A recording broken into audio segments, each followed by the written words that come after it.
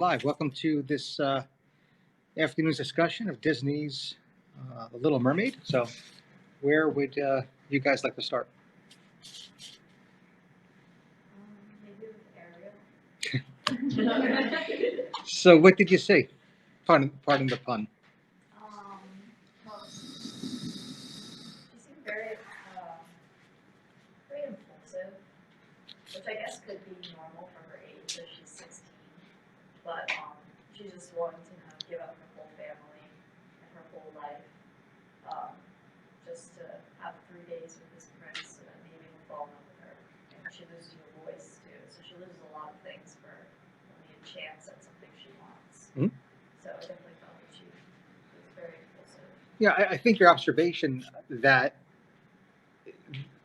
what jumps out at you is her impulsivity, and that your first inclination is to say that it's in the context of normal behavior. That is, it's developmentally appropriate. Identifying that she is a teenager is the absolute necessity. And then the idea from a clinical perspective is what additional evidence do we have to suggest that maybe we should move beyond that, about her losing her voice? I don't want to just dismiss that as, oh, that's just a coincidence or nothing to do with her impulsivity. It may or may not, but it needs to be investigated. And there might be other additional evidence of this being clinically significant. I was thinking there would maybe be like a component of like oppositional defiance disorder because she tends to like, stand up to her father, to Sebastian, anyone of those authority. She tends to disagree with them and just do what she wants to anyway. So kind of like the disregard for authority. Yeah, if we see this disregard for authority that's pervasive and that is clinically significant, oppositional defiant disorder should be on a differential. Again, the idea that there's something pathologically going on that would be beyond what we would expect with regard to the age appropriate norm, right? So it's in a differential. Full disclosure, since I'm not a child psychiatrist, I'm not going to pursue that. If we had a child adolescent psychiatrist here, maybe more conversation about that. I was also wondering if it was like a normal reaction just because her dad seems very controlling and like authoritative towards her, like, or authoritarian, whatever what the word is. Like, I don't know, just like when I watched it as like an adult versus like watching it as a kid, I just felt like, oh, if that was my kid, I definitely wouldn't deal with their issues in that way because I feel like he just pushed her away.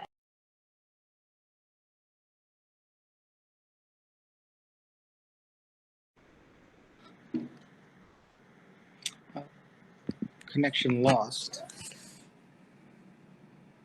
Oh, I think we're okay. Although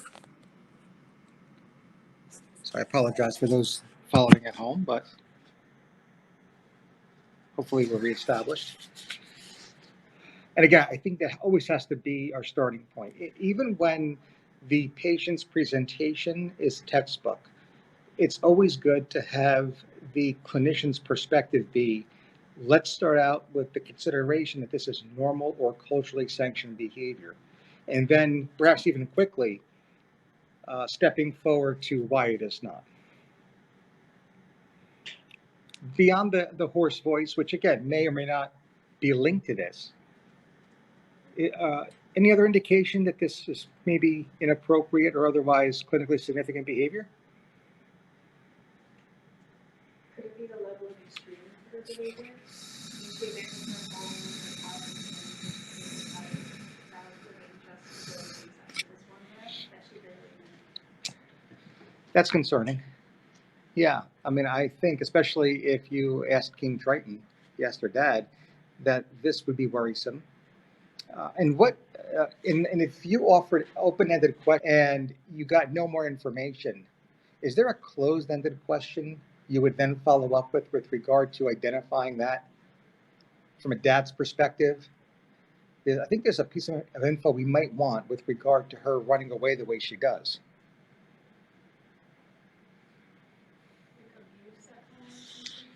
Abuse, possibly. Even before that, though, I think there's something that's relatively obvious in this movie that the clinician should inquire about.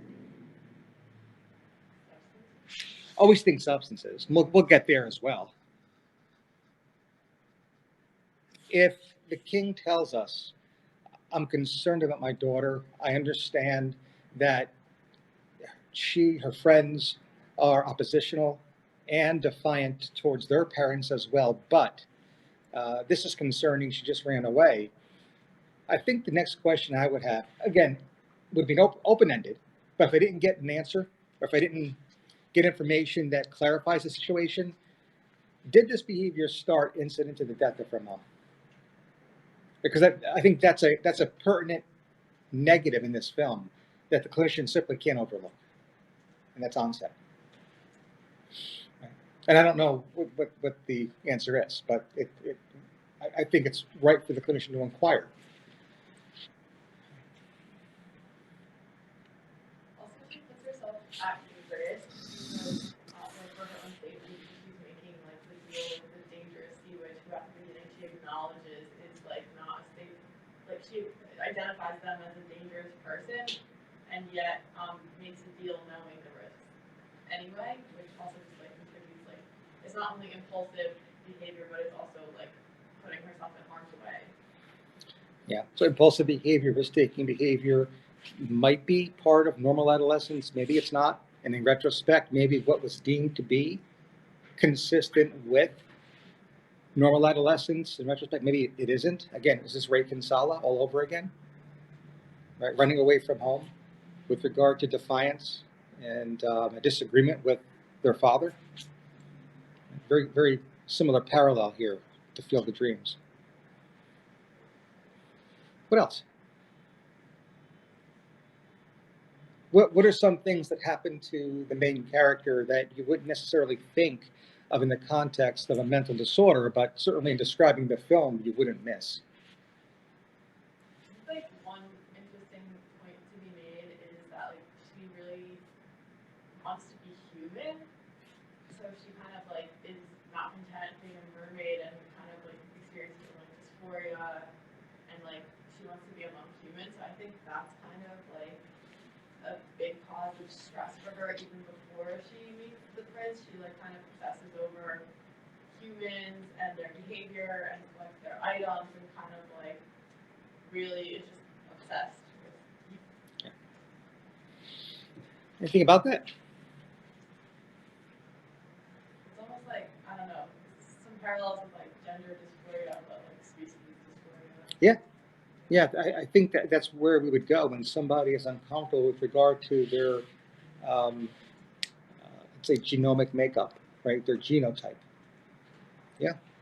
Now, I think on a more superficial and symbolic way, this is a self-image disturbance, and therefore may be consistent with what classification of mental disorder?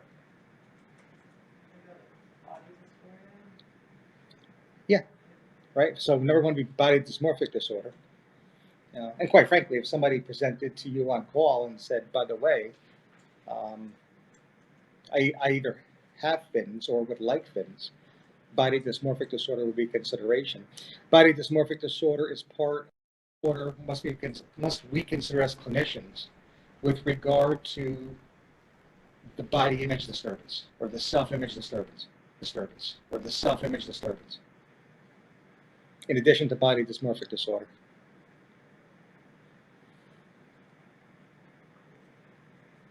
Eating disorder. Yeah, eating disorders, absolutely, right? And if we're going to keep consistent neurobiologically, hoarding disorder, body dysmorphic disorder, serotonergic.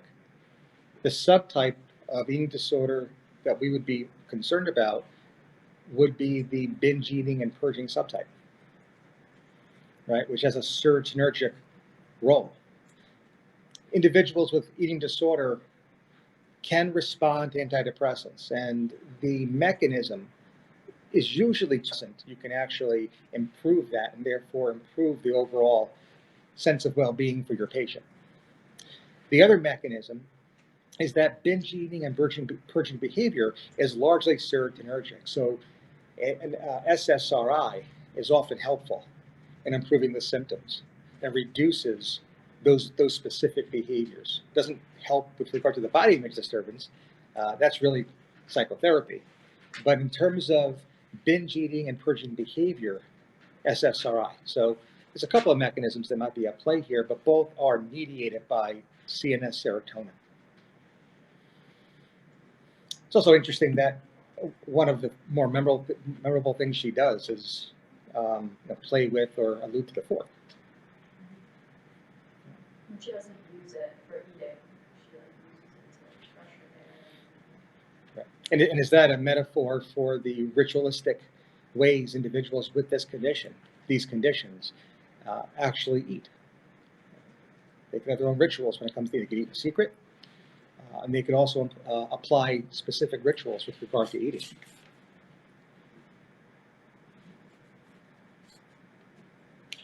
What else here? We look at substance use. Go ahead. So substance use disorder here? What about it? So, I guess with this thing about pollution, in general, there could have been some sort of pollution that releasing chemicals into the water nearby her home and starting to affect her. Assuming she is a mermaid, right? You can worry about toxin exposure. Of course, if her living under the sea is a form of derealization, it's more consistent with a psychotic dissociative spectrum. Depends on your perspective. But so toxin exposure. If you're thinking that this might be substance-induced, again, substances can be illicit toxin. If you're thinking about a substance-induced disorder, perhaps even a substance-induced psychotic disorder, is there anything else either in the script or even symbolic in this movie that would support the idea that substances are playing a central role? Could it be the high risk, high reward factor? Because we discussed this earlier, but we allude to the original tale where she had to, when she walks on land, she feels the pain as if walking on broken glass. I think something else, but I only have 2 brain cells put together. So it could be that the pain is the, I guess, withdrawal symptoms or the negative symptoms of drug use, and then the reward, like the high, is like seeing or being around friends. Could be, yeah. So first, in terms of high risk reward, it's just the impulsive behavior, which we mentioned might be part of a manic episode, consistent with or parallel to the story of Ray Kinsella. Again, only because we just discussed it this morning, but also could be the direct physiologic effect of a substance too. And a lot of substances can actually result in those types of impulsive behaviors where the individual is met with disinhibition. And then even in some cases, depending on the substance we're focusing on here, maybe even euphoria. Right. With regard to her, again, this is alluding to the book, the actual description of her walking, feeling as if she's walking on knives. Any particular type of pain that would hallmark the subjective sense that you're walking on knives? Yeah, it's neuropathic pain, right? There's several different classifications of pain. One is neuropathic pain. And that's what might be going on here, right? So we have an element of psychosis, we have an element of neuropathic pain. And, all of the above may be building a symptom set, a review of systems that might indicate a particular substance. There's also one other quality, a physiologic change that we already mentioned, which was what? Yeah.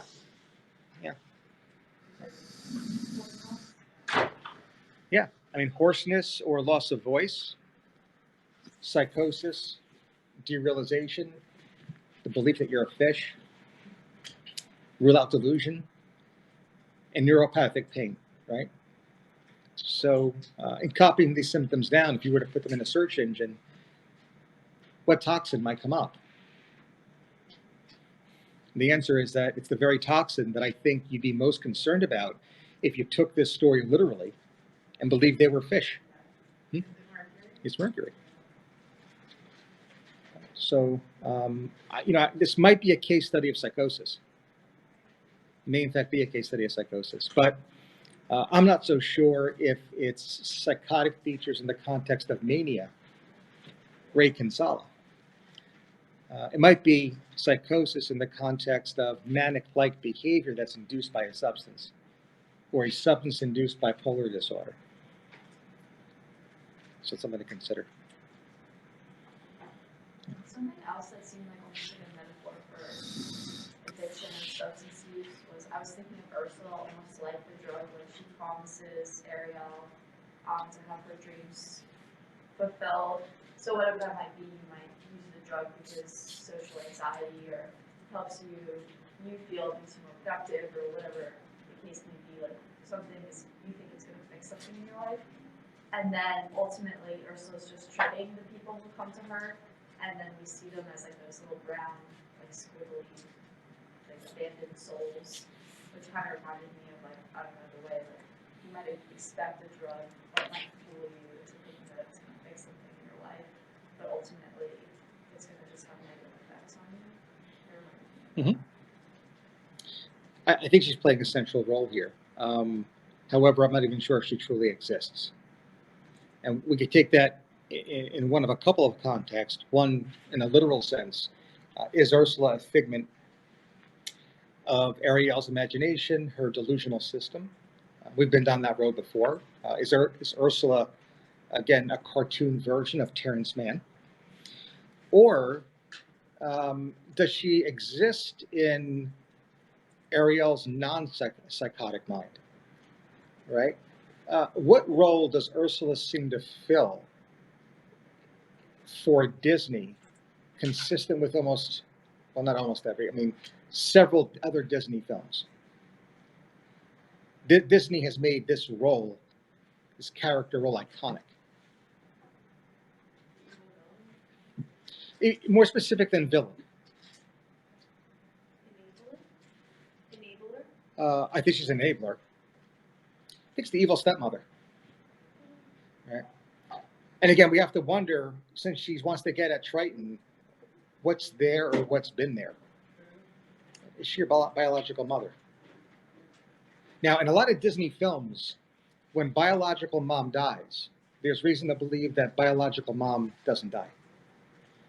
And that's supported by the very stories and books, the Brothers Grimm, for example, from which these tales are made, where the biological mother doesn't die and is often the perpetrator, characteristics of whom are just translated, displaced to the quote-unquote evil stepmother in the Disney fairy tale.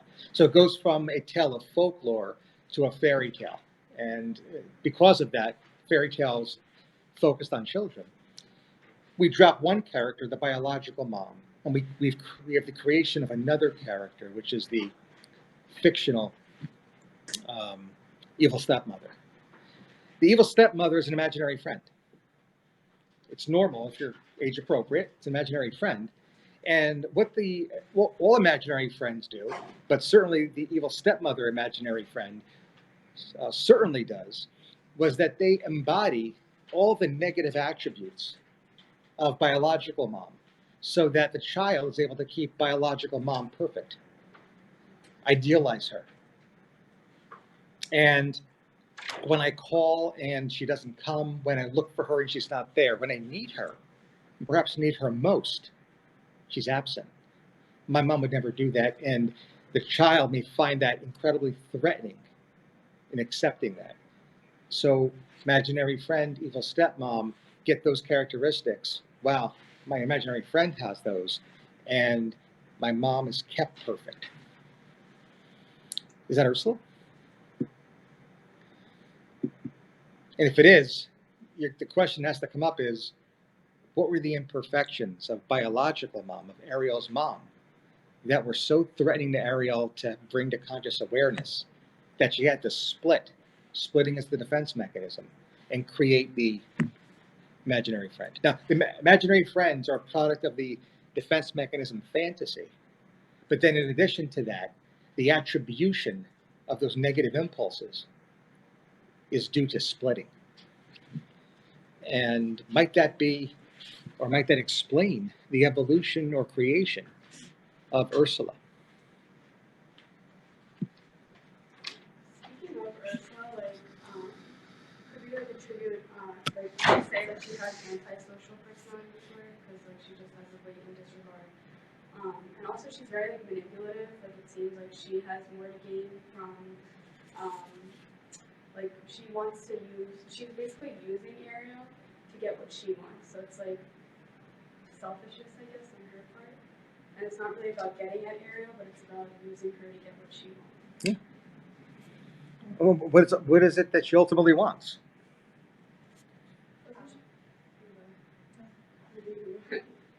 Power.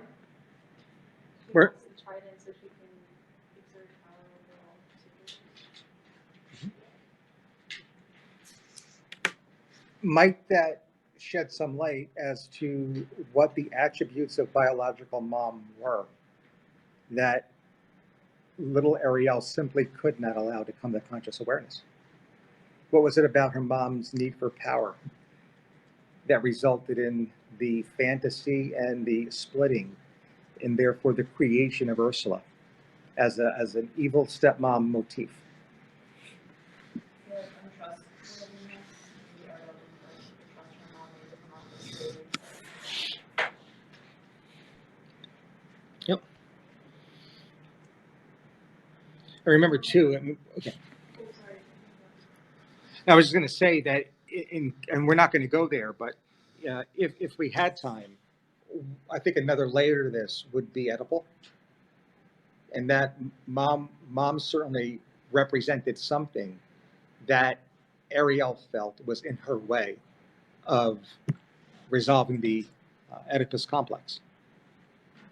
So we could even begin to pinpoint when in development this may have occurred. When in development Ursula became manifest as the imaginary friend.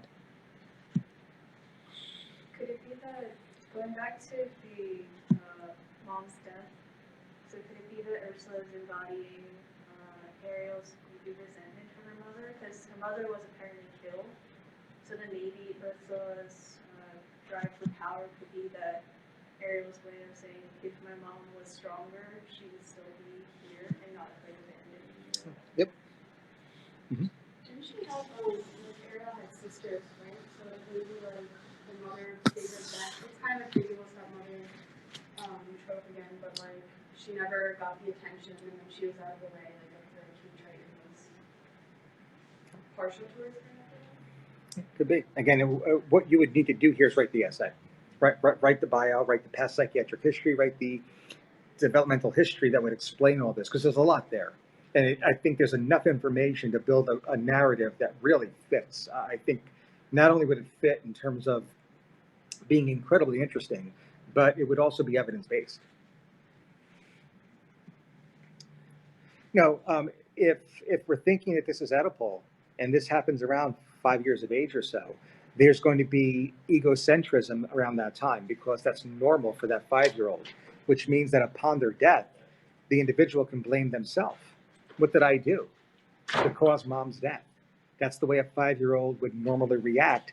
And if we're buying into the Oedipal complex, her wish would have been, that is her impulse, her id impulse would have been to get rid of mom so that she could have her dad all to herself. And if that actually came true, boy, would this little girl / fish feel guilty. And that brings us right back around to the role that the evil stepmother plays. Her name here is Ursula, at least the motif of which, and she's looking for power by using Ariel to get to that trident, and that's incredibly phallic. Right? Brings us right back to the Oedipal or the Freudian psychosexual stage, called the phallic stage, where the Oedipal complex is resolved, or not. All right, it's 1 o'clock. We're going to end here on that incredibly high, if not Freudian note. And for those following at home from the internship, we'll be back after a 10-minute break for our case conference and our presentation.